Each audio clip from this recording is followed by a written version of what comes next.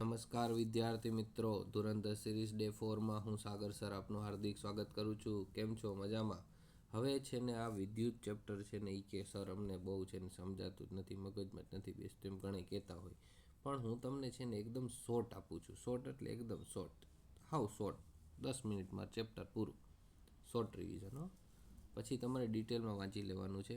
પણ જે IMP question છે કે જે મને એવું લાગે છે કે આ પૂછાશે, એવા ક્વેશ્ચન અમુક હું રિવિઝન કરાવું છું અને બાકીનું રિવિઝન હું એક્ઝામ ટાઈમમાં ફૂલ ફ્લેન્જ થશે એકદમ કરાવીશ.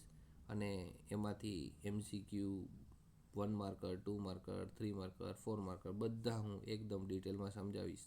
એટલે don't worry, B happy, short revision કરી લ્યો એટલે તમે જ્યારે પૂછું ત્યારે આન્સર આપી શકો.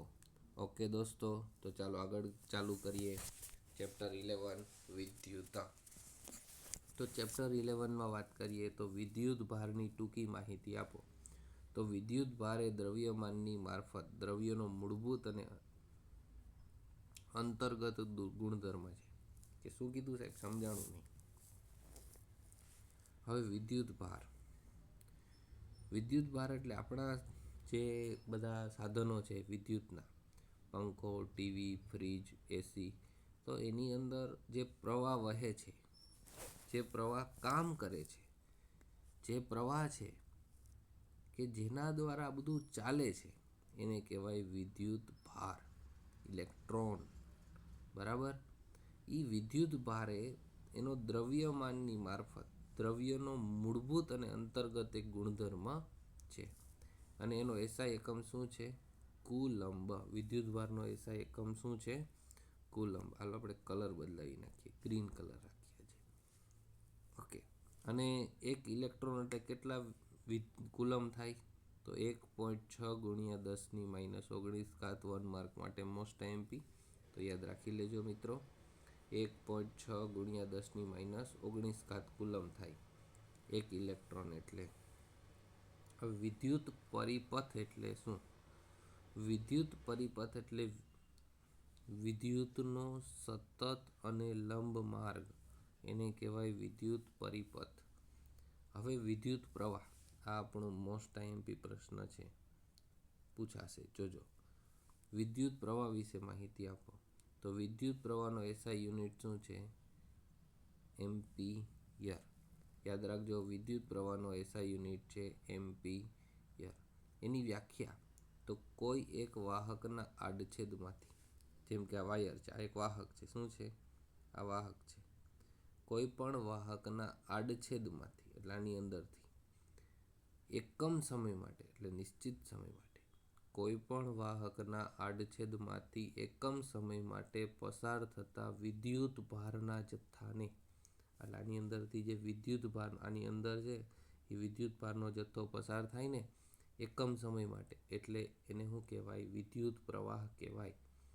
યાદ રાખી લેજો, એકદમ ઇઝી, કે કોઈ પણ વાહકના આડછેદમાંથી એકમ સમય માટે પસાર થતા વિદ્યુત ભારના જથ્થાને શું કહેવાય? વિદ્યુત પ્રવાહ કહે છે.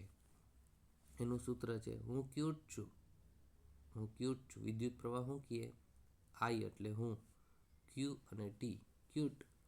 એટલે આઈ બરાબર ક્યુના છેદમાં ટી. વિદ્યુત પ્રવાહ એવું કહે, શું કહે? આઈ એમ ક્યુટ, આઈ એમ ક્યુટ, હું ક્યુટ છું. એટલે આઈ બરાબર ક્યુના છેદમાં ટી. અને વિદ્યુત પ્રવાહ માપવાનું સાધન આવશે એમ્પિયર. યાદ રાખજો, એમીટર, સોરી, એનો એકમ એસઆઈ યુનિટ છે એમ્પિયર અને વિદ્યુત પ્રવાહ માપવાનું સાધન છે એમીટર. તો ખાસ યાદ રાખી લેજો મિત્રો, કામ આવી જશે હો. હવે આગળ વધીએ તો એની અંદર આપણે જોઈને તો એમ્પિયર વિશે માહિતી. તો એમ્પિયરમાં કાંઈ નથી, વિદ્યુત પ્રવાહની જે વ્યાખ્યા છે ને એમાં જ લખી નાખવાનું કે કોઈ વાહકના આડછેદમાંથી સમય, એટલે એકમ સમય નહીં પણ 1 સેકન્ડ માટે પસાર થતા 1 કુલમ વિદ્યુત ભારના જથ્થાને 1 એમ્પિયર કહે છે. શું? 1 સેકન્ડમાં 1 કુલમ જેટલો વિદ્યુત ભાર પસાર થાય એટલે એને કહેવાય 1 એમ્પિયર. રેડી? તો 1 એમ્પિયર બરાબર 1 કુલમના છેદમાં 1 સેકન્ડ. રેડી? ઓકે, આગળ વધીએ. હવે યાદ રાખો, 1 એમ્પિયરની વાત થઈ, આઈએમપી જ છે હો. 1 મિલી એમ્પિયર એટલે 10⁻³ એમ્પિયર. અને આ માઇક્રો છે. માઇક્રો આવી રીતે સાઈન હોય શું છે? માઇક્રો. તો 1 માઇક્રો એમ્પિયર એટલે શું થાય? 10⁻⁶. મિલી કે તો 10⁻³ એમ્પિયર અને માઇક્રો કે તો આ. ચાલો જલ્દીથી રિવિઝન કરીએ. વિદ્યુત સ્થિતિમાનનો તફાવત વોલ્ટ V4 એટલે શું? હવે જો યાદ રાખવાનું, અનંત, આમ હાથ લાંબો કરીને કરવાનો, અનંત અંતરેથી. શું? અનંત અંતરેથી કોને? ધન વિદ્યુત ભારને. યાદ રાખો, હજી એકવાર, અનંત અંતરેથી. હાલો હજી એકવાર, અનંત અંતરેથી ધન વિદ્યુત ભારને વિદ્યુત ક્ષેત્રના, આજે આ આખું વિદ્યુત ક્ષેત્ર છે એટલે અહીંયા આપણો વિદ્યુત ક્ષેત્રના કોઈ એક બિંદુ સુધી, યાદ રાખો, કોઈ એક બિંદુ સુધી લાવવા માટે શું? અનંત અંતરેથી ધન વિદ્યુત ભારને વિદ્યુત ક્ષેત્રના કોઈ એક બિંદુ સુધી લાવવા માટે વિદ્યુત ક્ષેત્રના, આ વિદ્યુત ક્ષેત્રના સ્થિત વિદ્યુત બળ વિરુદ્ધ, યાદ રાખો, સ્થિત વિદ્યુત બળ વિરુદ્ધ કરવા પડતા કાર્યને, સ્થિત વિદ્યુત બળ વિરુદ્ધ કરવા પડતા કાર્યને તે બિંદુનું વિદ્યુત સ્થિતિમાન કહે છે. એકદમ સરસ. અનંત અંતરેથી ધન વિદ્યુત ભારને વિદ્યુત ક્ષેત્રના કોઈ એક બિંદુ સુધી લાવવા માટે વિદ્યુત ક્ષેત્રના, જે આખું વિદ્યુત ક્ષેત્ર હોય ને એ સ્થિર હોય, એના વિરુદ્ધ કામ કરીએ તો એ કહેવાય ને, એના વિરુદ્ધ કરવા પડતા કાર્યને તે બિંદુનું વિદ્યુત સ્થિતિમાન કહે છે. એનું સૂત્ર મોસ્ટ આઈએમપી છે, યાદ રાખી લેજો. W/Q. W એટલે વર્ક અને Q એટલે કુલમ. આપણે જે છે V = W/Q અને એનો એસઆઈ યુનિટ વોલ્ટ છે. યાદ રાખજો, વિદ્યુત પ્રવાહનો એસઆઈ યુનિટ એમ્પિયર અને વિદ્યુત સ્થિતિમાનનો એસઆઈ એકમ વોલ્ટ. હા, વિદ્યુત સ્થિતિમાન છે. હવે વિદ્યુત સ્થિતિમાનનો તફાવત એટલે શું? હવે વિદ્યુત સ્થિતિમાનનો તફાવત એ એકદમ ઇઝી છે, એની વ્યાખ્યા પણ યાદ રાખી લેવાની જ છે. યાદ રાખજો, વિદ્યુત સ્થિતિમાન પૂછે તો આ વ્યાખ્યાઓ ખાસ, અને વિદ્યુત સ્થિતિમાનનો તફાવત પૂછે તો તમારે આ વ્યાખ્યા લખવાની છે કે કોઈ ધન વિદ્યુત ભારને એક બિંદુથી બીજા બિંદુ સુધી લઈ જવા માટે, કોઈ ધન વિદ્યુત ભારને એક બિંદુથી બીજા બિંદુ સુધી લઈ જવા માટે કરવા પડતા કાર્યને, બસ એકદમ સિમ્પલ, એક બિંદુથી બીજા બિંદુ સુધી લઈ જવા માટે કરવા પડતા કાર્યને તે બે બિંદુ વચ્ચેનો વિદ્યુત સ્થિતિમાનનો તફાવત કહે છે. શું કહેવાય? તે બે બિંદુ વચ્ચે વિદ્યુત સ્થિતિમાનનો તફાવત કહે છે. એકદમ ઇઝી. વિદ્યુત સ્થિતિમાનનો તફાવત વોલ્ટ.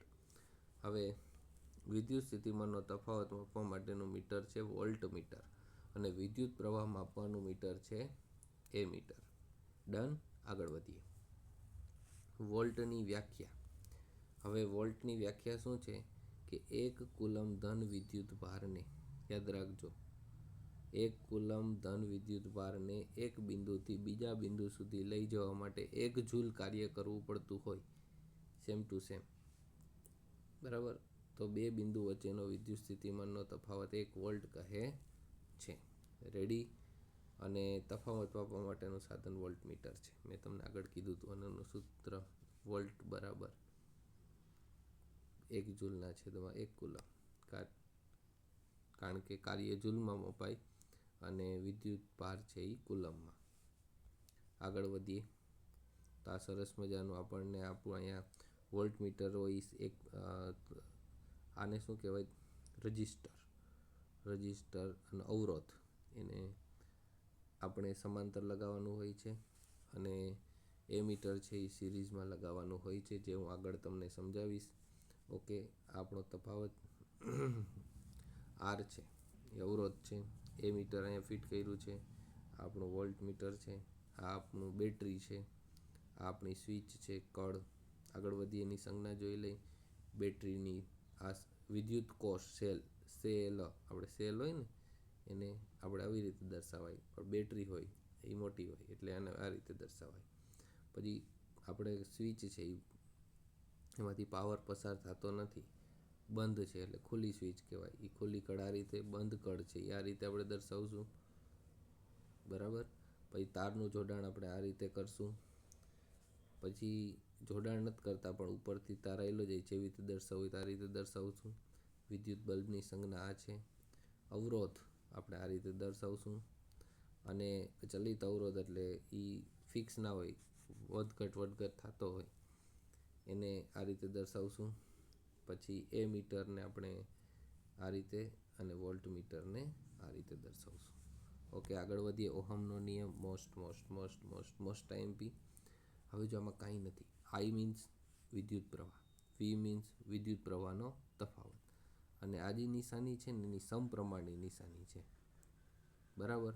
એટલે આઈ એટલે કોણ? હલો વિદ્યુત પ્રવાહ. અને વી એટલે કોણ? વિદ્યુત સ્થિતિમાનનો તફાવત એકબીજાના સમપ્રમાણમાં હોય છે. આવું કોણે કીધું હતું? ઓહમ. એટલે એનું નામ રાખી નાખ્યું ઓહમનો નિયમ.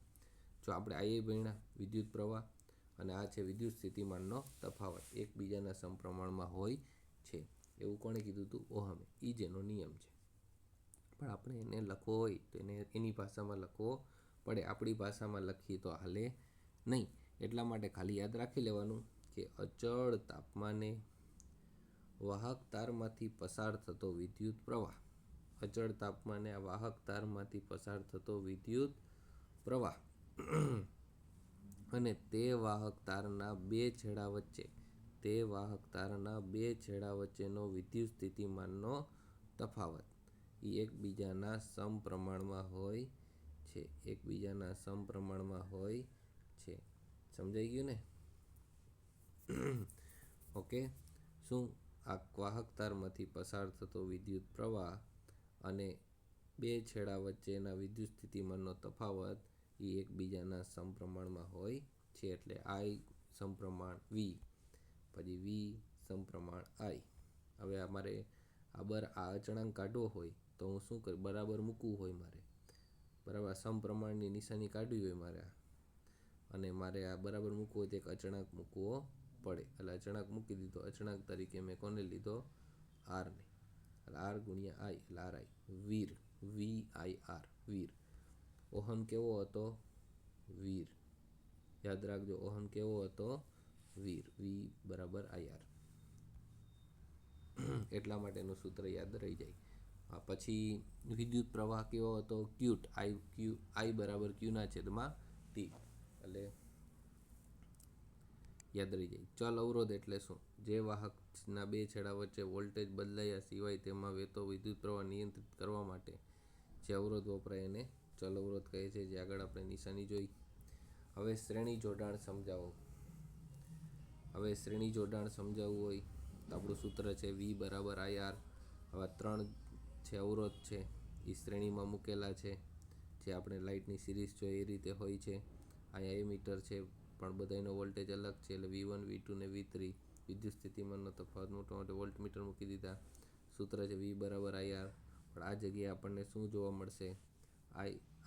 વિદ્યુત પ્રવાહ તો એક જ છે, એટલે IR1, V2 બરાબર IR2 અને V3 બરાબર IR3. હવે એનું સૂત્ર V બરાબર V1 plus V2 plus V3 મૂકી દઈ, અને પછી તે V બરાબર IR, V1 બરાબર IR1, V2 બરાબર IR2 અને V3 બરાબર IR3 મૂકી દીધું. I કોમન કાઢ્યો એટલે અહીંયા કોમન નીકળી ગયો અને 3 કાઉન્સમાં આવી ગયા. અને આ I છે, અહીંયા I છે, બે શું થઈ જાય? છેદમાં જાય એટલે કટ થઈ જાય. એટલે વધે શું? R બરાબર R1 plus R2 plus R3. આવો તમને દાખલો પૂછાય તો એ તમને સરળ રીતે આવડી જાય. હવે સમાંતર જોડાણ જે ઘરમાં હોય એ સમાંતર જોડાણ હોય છે. આમાંથી જો કોઈ પણ એક બંધ થઈ જાય તો આગળ વિદ્યુત પ્રવાહ પસાર થઈ શકે નહીં. અને શ્રેણી જોડાણમાં ઉપકરણ જોડવામાં આવે તો પૂરતું વોલ્ટેજ પણ મળે નહીં. એટલા માટે આપણે ઘરમાં વિદ્યુત સમાંતર જોડાણ વાપરીએ છીએ. સમાંતર જોડાણનું સૂત્ર શું છે? I બરાબર VR. આ આપણો ઓહમનો નિયમ છે, પણ આપણે આઈને કરવાનું છે. એટલા માટે આ V છે એ છેદમાં આવેલો જશે, એટલે R છે એ છેદમાં આવેલો જશે. આઈના ગુણાકારમાં છે ને, એટલે R છે એ છેદમાં આવેલો જશે. જેમ કે V બરાબર IR. પણ આપણે આઈને કરવો હોય તો આર છે એ છેદમાં આવેલો છે તો વીના છેદમાં આર. ડન. તો આઈ બરાબર વી આર I1 બરાબર વી R1, કારણ કે વોલ્ટેજ તો બધાનો કેવો છે અહીંયા સમાન જ છે, જોઈ લ્યો. ઓકે. અને I2 બરાબર VR2 એટલે I1 I2 I3. I બરાબર VR, I1 બરાબર વીના છેદમાં R1, વીના છેદમાં R2 અને I3 બરાબર વીના છેદમાં R3. પછી આપણે વી છે એ કોમન નીકળી જાય એટલે 1/R1, 1/R2 અને 1/R3 થઈ ગયું. પછી આ વી છે એ છેદમાં આવેલું છે તો કટ થઈ જશે, બરાબરની આ સાઈડ જશે તો. અને પછી એ વધશે શું, તો 1/R બરાબર 1/R1 plus 1/R2 plus 1/R3. આ આપણે સમાંતર જોડાણ યાદ રાખજો, સમાંતર જોડાણનું સૂત્ર છે. કોઈ પણ અવરોધ આપેલા હોય, આર આપેલા હોય તો આ રીતે આમાં મૂકી દો સૂત્રમાં અને સાદુરૂપ આપી દો એટલે કિંમત મળી જશે. અને શ્રેણી જોડાણનું સૂત્ર આ છે, બરાબર. શ્રેણી જોડાણનું સૂત્ર છે જેમાં તમે કિંમત મૂકી દેશો એટલે તમને શ્રેણી જોડાણ મળી જશે. ઓકે, આ એનો દાખલો આપેલો છે કે ભાઈ આપણે અહીંયા ચેપ્ટરને પૂરું કરીએ છીએ. અને કાંઈ પણ ન સમજાય તો મને કહેજો, મેસેજ કરજો, કોમેન્ટ કરજો અને લાઈક, શેર, સબસ્ક્રાઈબ કરજો. ધુરંધરો, આ ધુરંધર સિરીઝમાં ધુરંધરી માર્ક લાવવાના છે, મિશનને સક્સેસ બનાવવાનું છે અને આપણા ફેમિલીના દરેક મેમ્બર્સને સેલિબ્રેટ કરી શકે, રાજી થાય, 4 લોકોને કહે એવું કરશું અને ધુરંધરનું નામ રોશન કરશું. ઓકે, તો ચાલો નેક્સ્ટ લેક્ચરમાં મળીએ. આવજો. Thank you. અને લાઈક, શેર, સબસ્ક્રાઈબ કરવાનું ભૂલતા નહીં હો. અને તમારા મિત્રોને પણ કહેજો કે સાગર સર આ રીતે 15-20 મિનિટમાં આખું ચેપ્ટર કરાવી દે છે. Okay, bye bye.